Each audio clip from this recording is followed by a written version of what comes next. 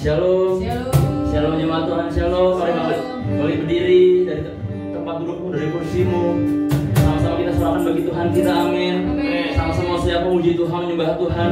Amin. Allah kita Allah yang hidup, amin. Amin. Allah kita Allah yang perkasa, amin. Amin. Yang percaya katakan amin. Amin. Yang percaya katakan yes. Yes. Yang percaya berikan tepuk tangan saudara-saudara bagi Tuhan kita. Amin. Haleluya, haleluya, haleluya. Mari angkat tangan-tanganmu satukan hati kita. Bapa, ada tangan-tangan terangkat Tuhan dimanapun kami berada Tuhan. Kami semua siap memuji menyembah-Mu Tuhan. Kami semua siap bersorak bagi nama-Mu Tuhan. Karena kami percaya Engkau hadir dalam ibadah kami Tuhan, dalam rumah-rumah kami semua Tuhan, dalam rumah-rumah jemaat-Mu Tuhan, dalam hati kami semua Tuhan. Tidak ada satupun dari kami yang terlewat, yang terluput dari hadirat-Mu Tuhan. Kau menjamah kami, mengubahkan hati kami Tuhan. Terima kasih Tuhan, terima kasih Tuhan. Kami percaya ada kuasa dalam pujian, Amin. ada kuasa dalam penyembahan kami Tuhan. Saat kami datang adalah dalam hadirat-Mu Tuhan, kami rasakan sukacita, ada kesembuhan, ada kemenangan, ada damai sejahtera yang kami terima Tuhan. Terima kasih Tuhan, terima kasih Tuhan. Semua jemaat yang percaya sama-sama kita katakan. Sekali lagi sama-sama kita katakan. Amin. Berikan tepuk tangan saudara-saudara bagi Tuhan kita. Pada sekarang dirimu. Haleluya, haleluya, haleluya.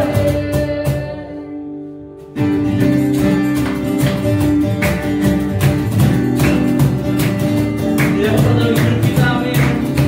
Yesus kau kekuatan bagi hidupku. Yesus kau kekuatan di hidupku. Datangkan langkahku. Angkat tanganku di saat aku jatuh. Kaulah sumber kuatku. Katakan lembah yang kelam dan ku lewati. Sebab Engkau selalu. Dengan iman kami berkata, dengan imanku hidup diselamatkan oleh kuasa Yesusku.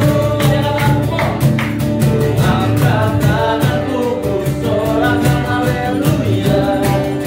Namamu berkuasa, surga bumi nyatakan.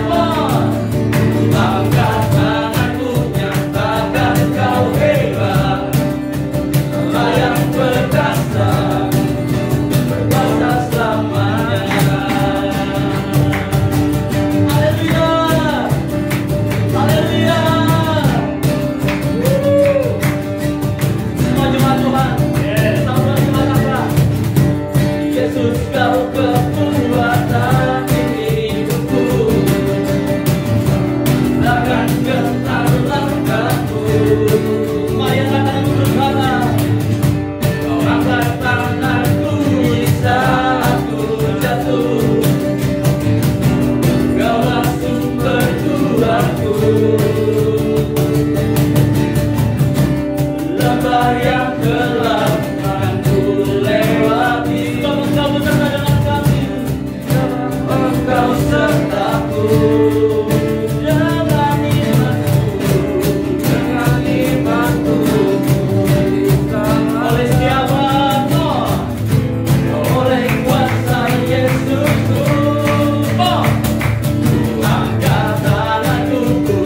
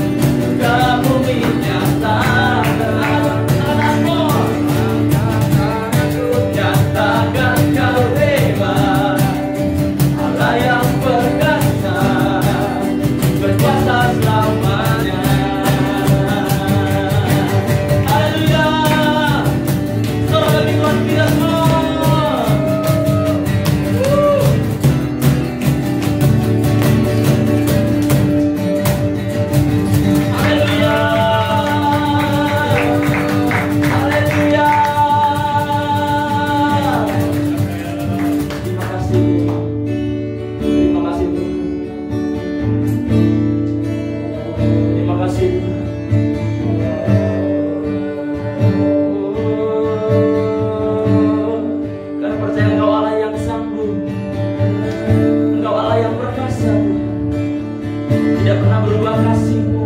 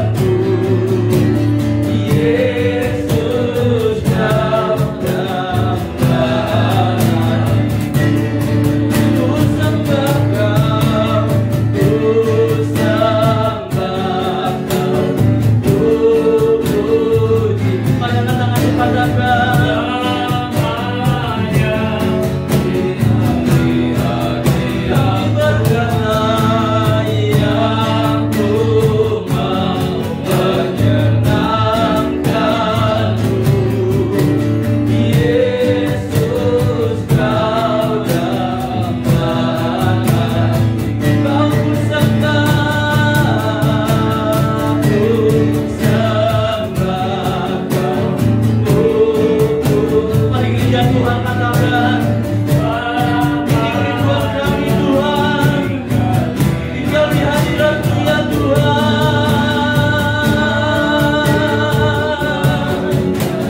Namamu Yesus Kau Gembala.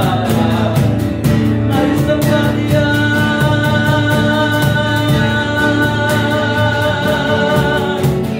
Yang kami mau ya Tuhan, selama-lamanya ada dalam hadirat-Mu ya Tuhan. Orang maya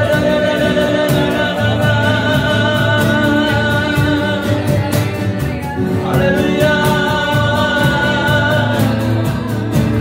Sembah ya namanya ya namanya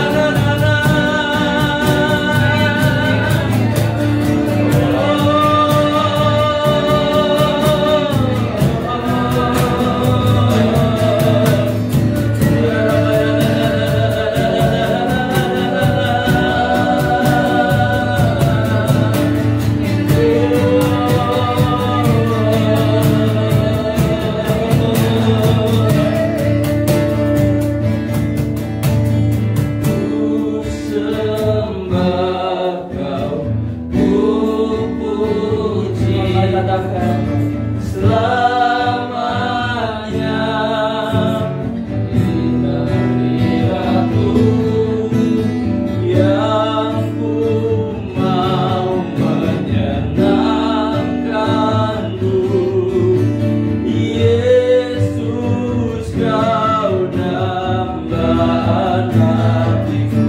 Ku sembah Kau, ku sembah Kau,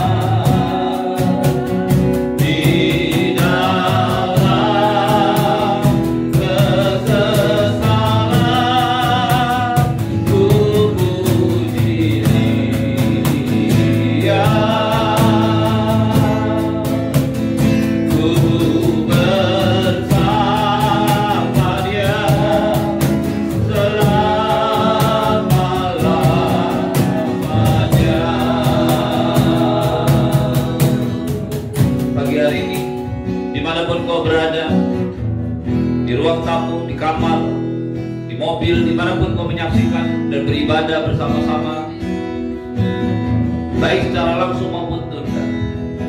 Pada waktu engkau dan saya datang kepada Tuhan, kita menyembah Dia, kita menghormati Dia, maka sejauh mana engkau menghormati Dia, Dia akan datang dan menghampiri. Pagi hari ini buka hati, siap hati.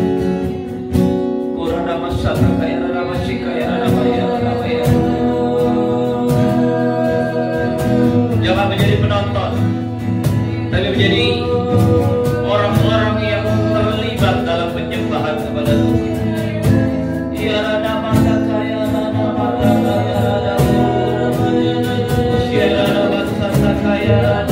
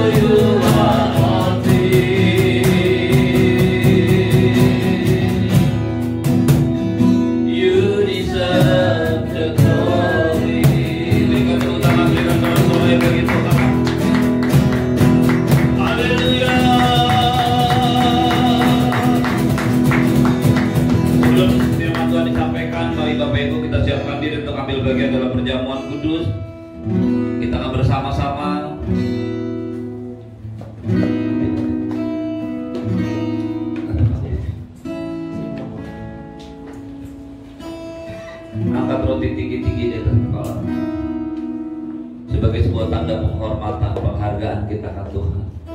Mari siapkan roti dan anggur berjamaah. Kurana masyanta kayarana masyakayarana. Tuhan Yesus pada malam waktu Dia diserahkan mengambil roti, dan sesudah mengucap syukur atasnya, Ia memecah-mecahkannya, lalu berkata, inilah tubuhku yang diserahkan bagi kamu. Ambillah dan makanlah, menjadi peringatan akan aku. Amin. Bapak Ibu jemaat yang dikasihi Tuhan, bukankah roti yang dipecah-pecahkan ini adalah persekutuan dengan tubuh Kristus? Amin. Mari makan dengan iman dalam nama Yesus.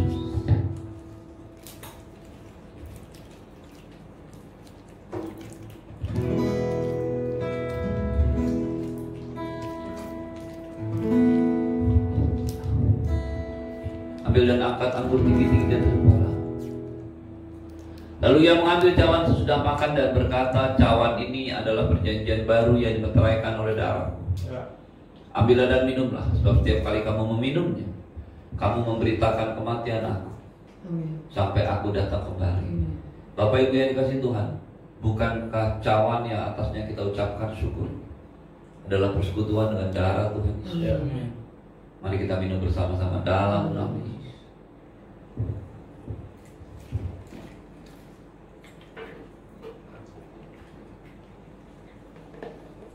Shikayarana.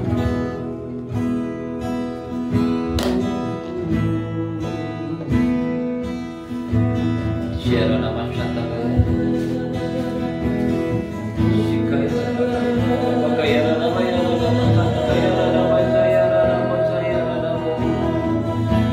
Kayarana Manshanta Kayarana. Kayarana Manshayarana Boyarana.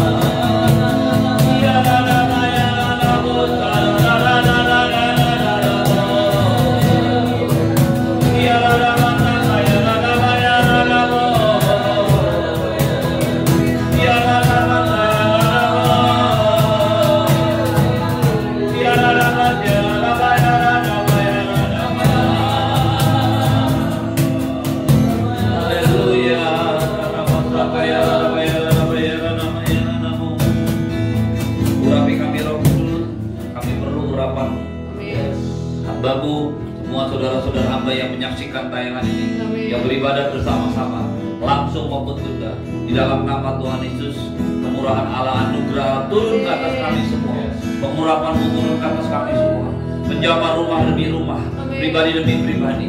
Inilah saatnya Injilmu diberitakan Tuhan, ini saatnya firman-Mu disampaikan. Yesus adalah Tuhan. Terima kasih ya Bapa. Sembuhkan yang sakit, lepaskan yang terikat, bebaskan yang terbelenggu. Pagi hari ini kami mau mengalami perjumpaan pribadi dengan Tuhan. Di dalam nama Tuhan Yesus, semua yang percaya katakan amin. Berikan tepuk tangan, berikan sorak-sorai bagi Tuhan. Shalom. Silakan duduk. Saya akan melanjutkan apa yang saya sudah sampaikan hari Jumat. Kita masuk pasal yang ketiga, satu perikop yang luar biasa tentang mujizat yang dilakukan oleh Petrus dan Yohanes di depan umum. Bagaimana Petrus dan Yohanes berdoa bagi seorang pengemis yang lumpuh yang duduk biasa di depan gerbang indah. Dan waktu orang ini disembuhkan, dia melompat-lompat memuji Allah, dia bersukacita dan dia ikuti terus Petrus dan Yohanes. Orang-orang yang pergi ke bait Allah mengenal dia. Orang-orang yang pergi ke bait Allah tahu dia. Dia adalah pengemis yang sudah bertahun-tahun lamanya duduk di situ. Dan itu sebabnya karena banyak orang kagum, banyak orang takjub melihat mujizat terjadi, mereka mengikuti pengemis ini. Dan tentu saja mengikuti Petrus dan Yohanes. Bapak Ibu sekalian yang saya kasih dalam Tuhan, lihat apa yang Roh Kudus tuntun.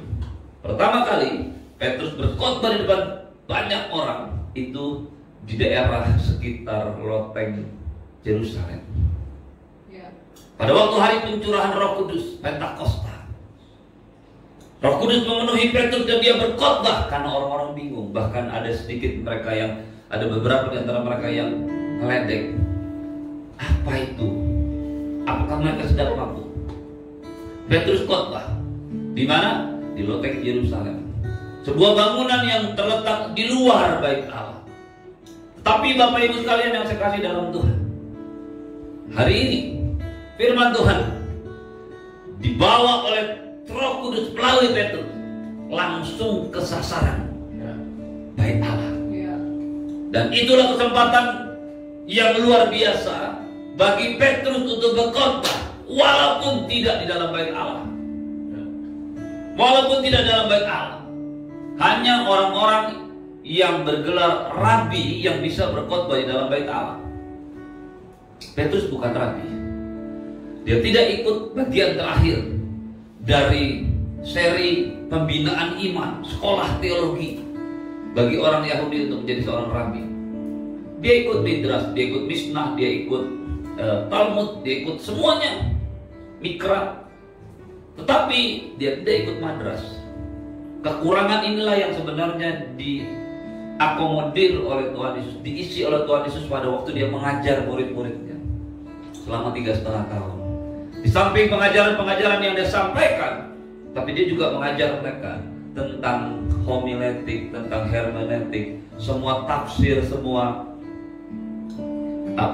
tulisan, hukum lisan maupun tulisan dari agama Yahudi. Itu penting.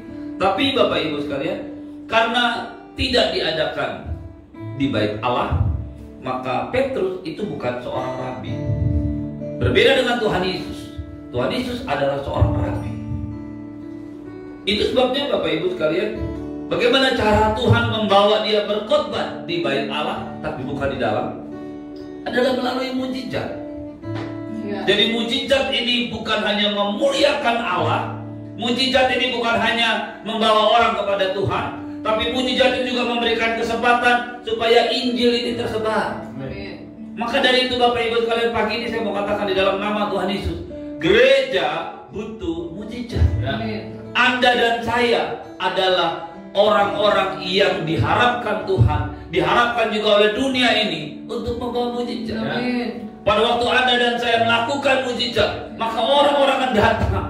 Orang-orang melihat apa yang ada dalam hidupmu, apa yang ada dalam Tuhanmu, apa yang kau dan saya percayai. Berikan tepuk tangan, berikan sorak-sorai bagi Tuhan. Bapak Ibu sekalian, pagi ini berdoa, minta pada Tuhan, Tuhan aku mau bukan hanya melihat mujizat, tapi menjadi pelaku mujizat. Aku mau Tuhan bukan hanya mendengar mujizat, tapi aku mau menjadi orang yang bisa menyatakan mujizat Tuhan. Mungkinkah itu jadi mungkin dan sangat mungkin dan sangat bisa. Mengapa? Karena Tuhan Yesus mengutus murid-muridnya untuk memberitakan Injil dengan kuasa. Dari sisi pengetahuan, Petrus, Yohanes dan rasul-rasul yang lain sudah lebih dari cukup untuk mulai mengajar firman Tuhan. Karena mereka lewati proses awal sebagai pendidikan rohani orang Yahudi, dan mereka sudah diajar oleh Tuhan Yesus. Tapi Tuhan Yesus tahu yang paling penting dalam kehidupan murid-muridnya itu adalah pengurapan Roh Kudus. Itu sebabnya dia katakan pada murid-muridnya, jangan keluar Yerusalem sampai engkau diperlengkapi dengan kuasa. Bapak Ibu sekalian, mujizat ini membawa Petrus berkhotbah di Serambi Salomo, satu bagian. Ya, Serambi itu di bagian luar, bukan di dalam bait Allah. Ya, satu bagian di dalam bait Allah yang dibangun oleh Herodes, bait Allah yang kedua yang dikenal. Dan dia mulai khotbah. Lengkapnya khotbahnya Anda baca sendiri. Ya. Tapi saya ingin menggarisbawahi beberapa poin di sini. Ayat 13. Ayat 12 sudah saya sampaikan hari Jumat. Mujizat ini bukan karena Petrus, bukan karena Yohanes, tapi karena kuasa yang ada dalam nama Yesus. Amin. Ayat 13. Allah Abraham, Ishak dan Yakub, Allah nenek moyang kita telah memuliakan hambanya, yaitu Yesus, yang kamu serahkan dan tolak di depan Pilatus. Walaupun Pilatus berpendapat bahwa ia harus dilepaskan. Dia mulai cerita lagi tentang siapa? Tentang Yesus. Ayat 14. Tapi kamu menolak yang kudus dan yang benar, serta menghendaki seorang pembunuh sebagai hadiahmu. Lihat, ada dua hal yang sudah disampaikan oleh Petrus tentang Yesus. Yang pertama, dia adalah orang atau pribadi yang telah dimuliakan Allah. Apa artinya dimuliakan? Allah telah menempatkan Tuhan Yesus sebagai manusia yang betul-betul mulia. Mengapa Bapak Ibu sekalian? Karena memang dia taat, dia bisa menyenangkan hati Tuhan. Dimulai pada saat dia mulai melakukan pelayanannya, memberikan dirinya dibaptis. Pada waktu dia dibaptis, tiba-tiba langit terbuka, turunlah roh seperti burung hingga di atas kepala Tuhan Yesus. Pada waktu itu terdengar suara di surga, inilah anak yang kukasihi, kepadanya aku berkenan. Kenapa Yesus dimuliakan oleh Tuhan? Karena Yesuslah yang mengembalikan roh Allah tinggal kembali dalam diri manusia. Karena Yesuslah yang membuat apa yang terjadi di zaman Adam hilang, yaitu hilangnya roh Allah dalam diri manusia. Yesuslah yang mengembalikan itu. Itu sebabnya dikatakan oleh Petrus, Allah telah memuliakan dia. Allah yang mana? Allah mereka, Allah orang Yahudi, Allah Abraham, Ishak dan Yakub. Dengan tegas Petrus berkata bahwa Allah yang sama, yang ada sejak zaman Abraham, yang ada sejak zaman Adam, itulah yang kembali memuliakan, menyenangkan. Yang pertama. Yang kedua, dia katakan kamu telah menolak yang kudus dan yang benar. Siapa itu? Yesus. Sekali lagi, khotbah Petrus adalah khotbah tentang Yesus, bukan tentang dirinya atau tentang yang lain. Fokus utama dari hidup kekristenan Anda dan saya adalah Yesus. Fokus utama dari kehidupan Anda dan saya adalah Yesus. Fokus utama dalam kehidupan Anda dan saya adalah Yesus. Kenapa? Karena dialah pribadi yang bisa menyenangkan Tuhan. Dialah pribadi yang kudus dan yang benar. Tidak ada manusia yang tidak berdosa selain Yesus. Dia dikandung daripada Roh Kudus, lahir dalam keadaan tidak berdosa. Berbeda dengan Anda dan saya.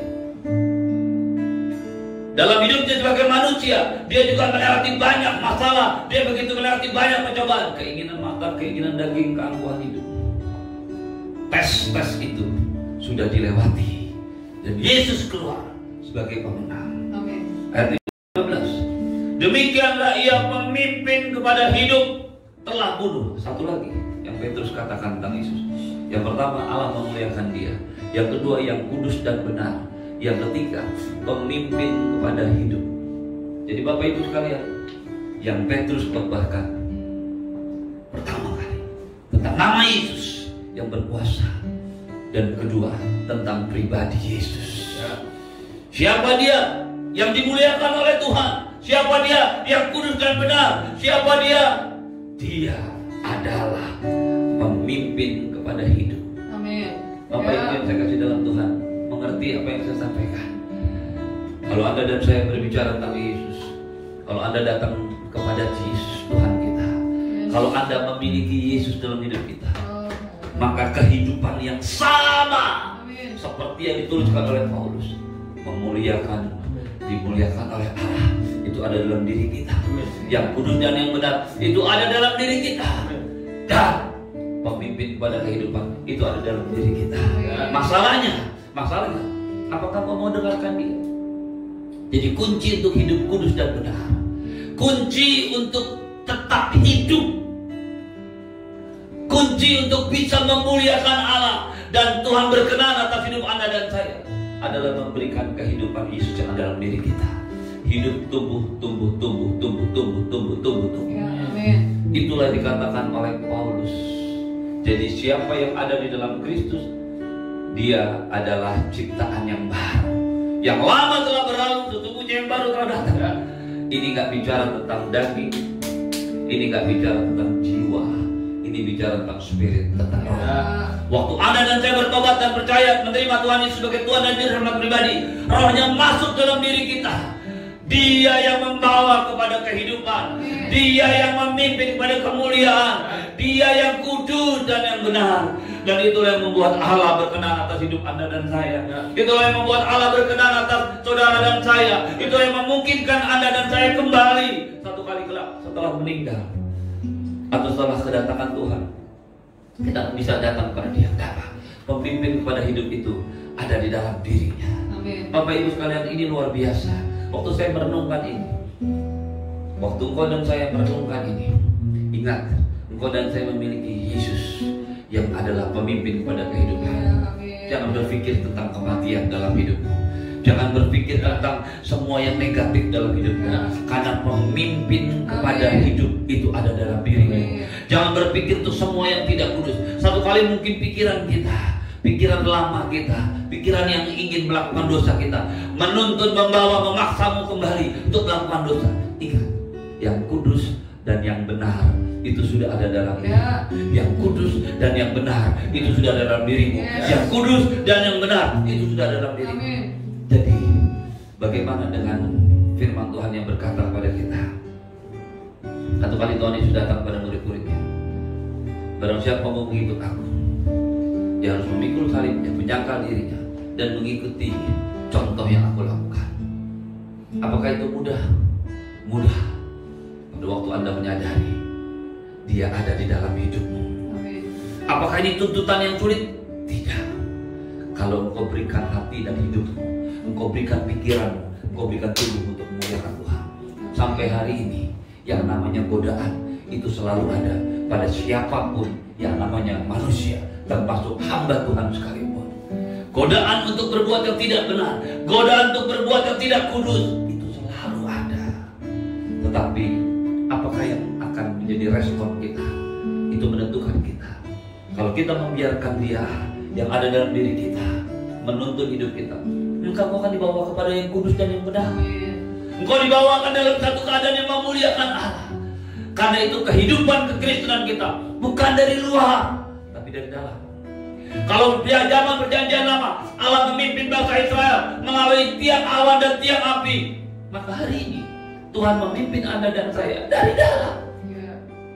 Itu sebabnya Bapak Ibu sekalian, dalam setiap keadaan apapun yang kau hadapi dalam hidupmu, mungkin kau mengalami kegalauan, mungkin kau mengalami ketakutan, mungkin kau mengalami kebingungan. Saya mau katakan, firman Tuhan mengajar kepada kita, be still and know that I am God. Diam dan tenanglah, ketahuilah itu adalah Tuhan. Di mana dia berada? Dia ada dalam hatimu, dia ada dalam hidupmu, dia ada dalam rohmu. Pada saat-saat situasi di mana saya harus mengambil keputusan, kita punya sumber kekesalan yang berbeda-beda, saudara. Mungkin satu orang kesal dengan satu keadaan, yang lain kesal dengan keadaan. Kita punya sumber ketakutan yang berbeda-beda. Kita punya sumber keraguan yang berbeda-beda. Kita punya sumber kekhawatiran yang berbeda-beda. Tapi kita punya satu jawaban buat semua itu. Dan jawaban itu adalah Yesus yang ada dalam hidup.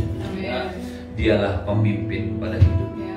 Masalahnya, bagaimana caramu memberikan kesempatan kepada Yesus yang ada dalam hidupmu memimpin hidup? Itu persoalannya. Sejak engkau dan saya bertobat dan terima Tuhan Yesus, sampai Tuhan memanggil kita, bagian Anda dan saya menyangkal diri dan mengikuti teladan Dia. Bagaimana cara kita mengikuti teladan Dia? Ikuti suaranya, ikuti kehendaknya, ikuti firman-Nya. Kalau engkau mau dipimpin oleh Tuhan, engkau harus mau dituntun oleh firman. Dan kalau engkau mau dituntun oleh firman, engkau harus baca firman. Haleluya. Saya tidak akan pernah bosan mengingatkan Anda bolak-balik. Engkau tidak boleh jauh dari ini. Baca, renungkan firman Tuhan itu. Baca, renungkan firman Tuhan. Baca, renungkan firman. Baca, renungkan firman. Dan engkau akan tahu, engkau memberi makan kehidupan ilahi yang ada dalam dirimu. Dan rohmu semakin hari semakin kuat. Dan kedaginganmu semakin hari semakin tidak berkuasa dalam hidupmu. Pikiran-pikiran negatifmu, emosimu, marahmu, kekesalanmu semakin hari semakin berkurang pengaruhnya dalam hidupmu. Mengapa? Karena engkau dan saya memberikan kesempatan kepada Dia untuk hidup, memimpin dan menguasai hidupnya. Karena itu Bapak Ibu sekalian, ayat yang ke-17, 18, ya, Petrus berkata, aku tahu kamu melakukan ini karena gak ngerti, sama seperti pemimpin kamu. Aku tahu kamu menyalibkan Yesus karena kamu gak ngerti. Kamu cuma ikut situasi yang ada pada waktu itu. Pada waktu Pilatus sebenarnya mau membebaskan Petrus, tapi kamu memilih penjahat untuk dibebaskan sebagai hadiah perayaan waktu itu. Petrus berkata, kamu tidak tahu. Tapi hari ini kamu dengarkan firman Tuhan. Kamu tahu siapa Yesus itu. Dia adalah pemimpin pada hidupnya. Karena itu ada satu yang kau dan saya lakukan. Ayat 19. Karena itu sadarlah dan bertobat supaya dosamu dihapuskan. Bapak Ibu sekalian yang saya kasih dalam Tuhan, ini adalah satu langkah yang sama yang dikatakan oleh Petrus pada waktu dia khotbah pertama kali setelah pencurahan Roh Kudus. Karena itu bertobatlah dan berikanlah dirimu dibaptis.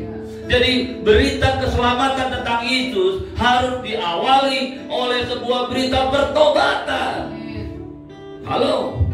Memang Yesus mati buat Anda dan saya. Yesus mengasihi Anda dan saya. Itu adalah anugerah Allah yang luar biasa. Itu adalah kasih karunia Tuhan yang luar biasa.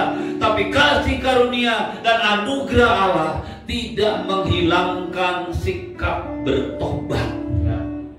Bapak Ibu sekalian, 2 kali Petrus khotbah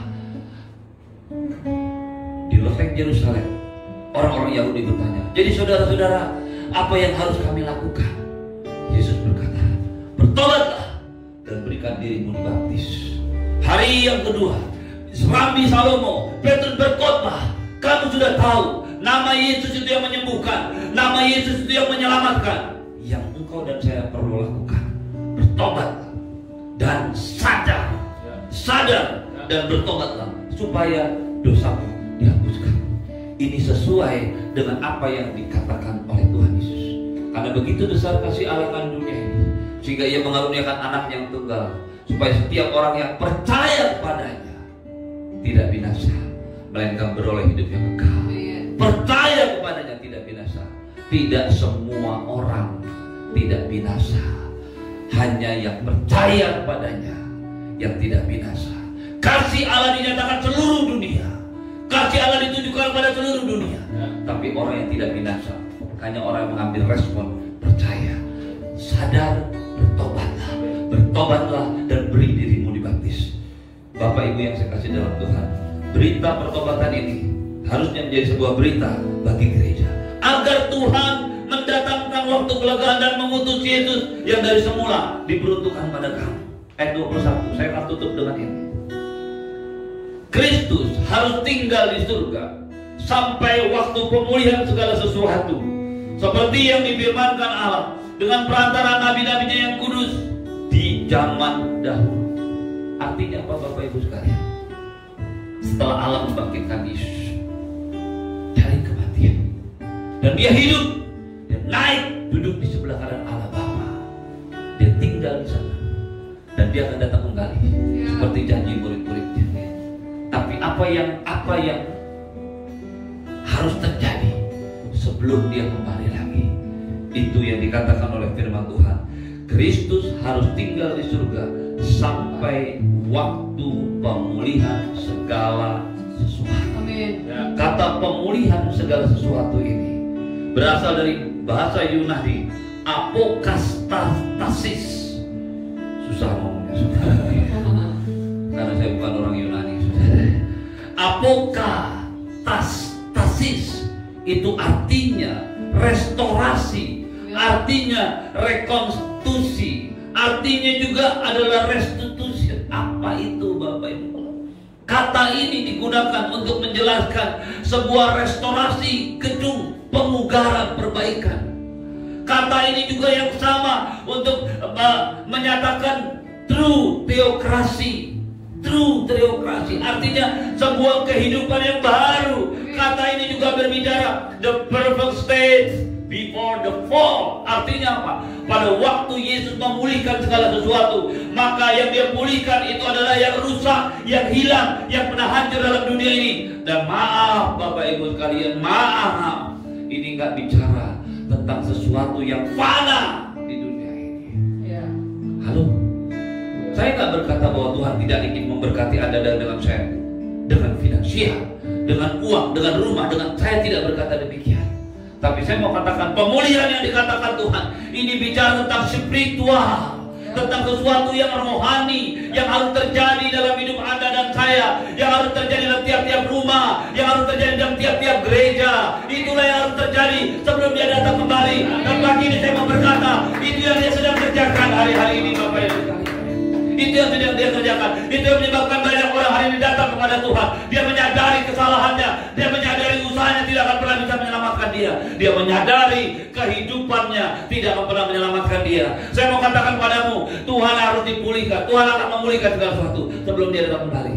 Dan hari ini adalah waktu yang terbaik untuk memulihkan pribadimu.